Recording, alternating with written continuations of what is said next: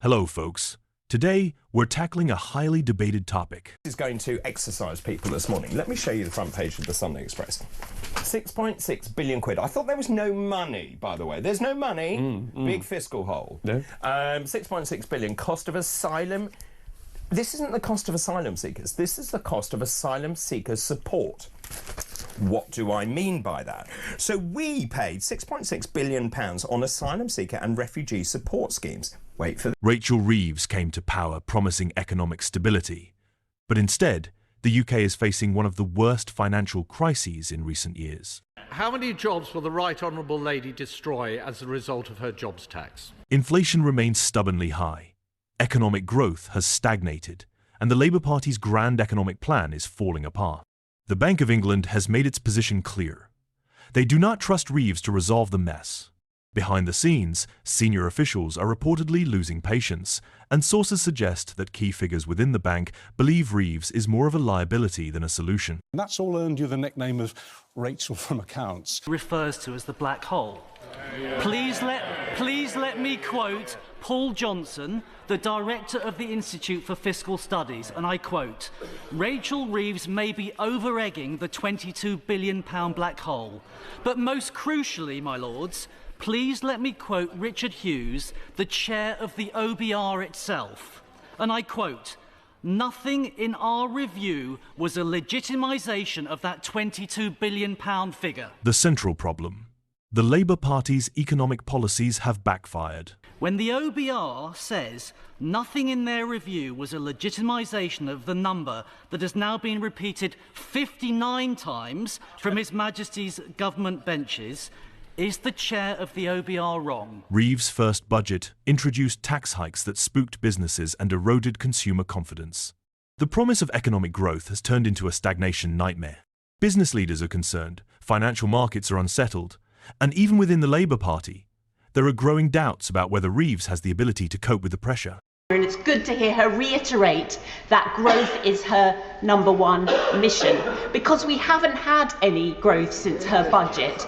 And I just would like to ask the Chancellor today, because accepting responsibility is the first step in solving a problem, will she accept that her budget last October has caused business confidence and growth prospects in this country's economy to plunge? The Bank of England, already sceptical of her leadership, has begun signalling that change is needed. But here's where things get even more interesting. Keir Starmer refuses to let her go. Despite the mounting criticism, despite the economic turmoil, despite the warning signs coming from all directions, Is why did the government deliver a budget which the independent OBR said would lead to lower growth, higher inflation, higher interest rates, and would cost jobs? Exactly right. Starmer is standing by Reeves with unwavering loyalty. The Prime Minister said that his Labour Party would, and again I quote, always be on the side. And this has left many wondering, is it merely political loyalty?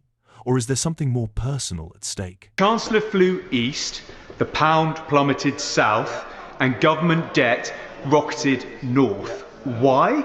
Because the markets don't believe her plan for growth. This is the fundamental issue.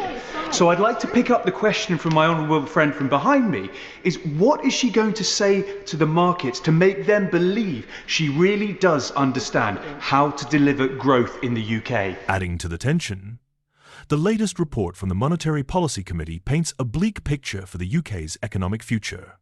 Inflation remains higher than expected, household incomes are being squeezed, and growth projections have been slashed once again.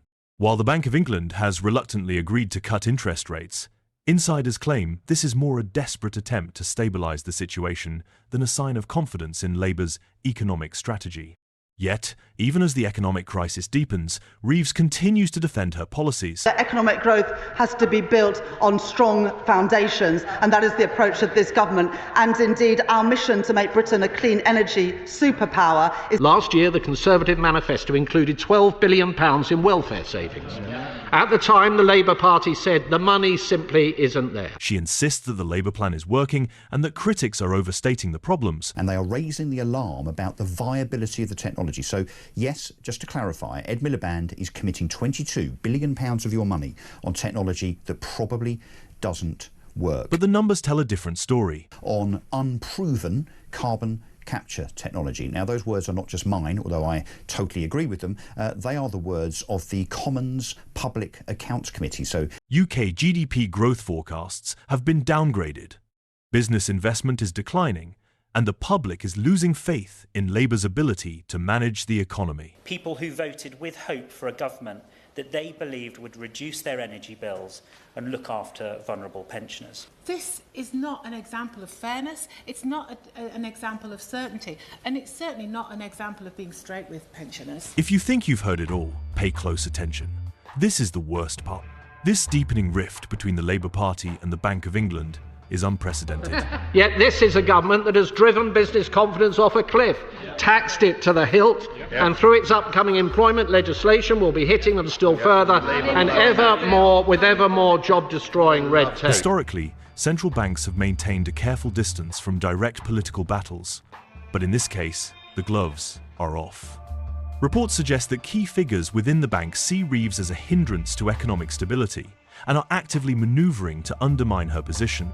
Some insiders claim that the bank has been deliberately slow in responding to policy moves, allowing economic conditions to deteriorate in an effort to force Labour's hand. If true, this would represent one of the most significant power struggles between a government and its central bank in modern UK history. This government will. We are turning the British economy round after the disaster left to us by the previous government. 3 cuts in interest rates since the general election. Real wages rising at their fastest rate for 3 years. Fuel duty frozen, the pay slips of working people protected, and millions getting a pay rise through an increase in the national living wage. That is the change that this government is delivering. That is the change that they're blocking. And at the heart of it all is Rachel Reeves, Chancellor, who is rapidly losing the trust of both the financial establishment and the public. Speaker, the Right Honourable Lady didn't reference the fact that the OBR also said that there would be 50,000 fewer jobs as a result of the next increase, and indeed Bloomberg put that figure at 130,000 jobs. It does not need to be this way, Mr. Speaker. On the 26th of March, the Right Honourable Lady should come to this House with a spring statement. She should come with a clear plan around welfare savings, which we had when we were in government. And would she now confirm that she is prepared to do that with our support and put an end to this pernicious tax increase? The economic credibility of the Labour Party now hangs by a thread, and with the Bank of England effectively at war with the government, Starmer faces a decision that could define his leadership. Growth. Will he cut Reeves loose in an attempt to restore confidence? Or will he continue to back her, risking everything in the process? So retail and hospitality businesses in particular in my constituency are telling me it's an apocalypse out there on that. That was the exact word they used. In the budget, I think the Chancellor was forecasting 50,000 job losses from this. That seems fairly low to me in terms of what we're seeing. Or is it too early to say? I suggest if I just briefly describe what we've been doing in the last sort of couple of months in terms of how we've addressed sort of trying to get a hold on this question. Obviously, we have the agents around the country, and we all go around the country a lot. And as you can imagine, almost every meeting we have with businesses, certainly I do, this is a question that is prominent. Governor Andrew Bailey is reportedly deeply frustrated with how Reeves is handling fiscal policy, with sources claiming he sees her as more of a liability than an asset. The bank has already made its position clear. While it has started cutting interest rates, it refuses to act as aggressively as Labour would like, fearing that premature rate cuts could trigger another wave of inflation. The situation continues to deteriorate, with inflation and the cost of living affecting more and more citizens. Isolated and with no effective answers, Reeves faces mounting pressure, and speculation about her downfall is growing. The key question is whether Starmer will make the difficult decision to remove her, or if he will risk his own government to protect the loyalty and personal relationships at stake. What do you think about all this? Join the discussion in the comments, like this video, and subscribe.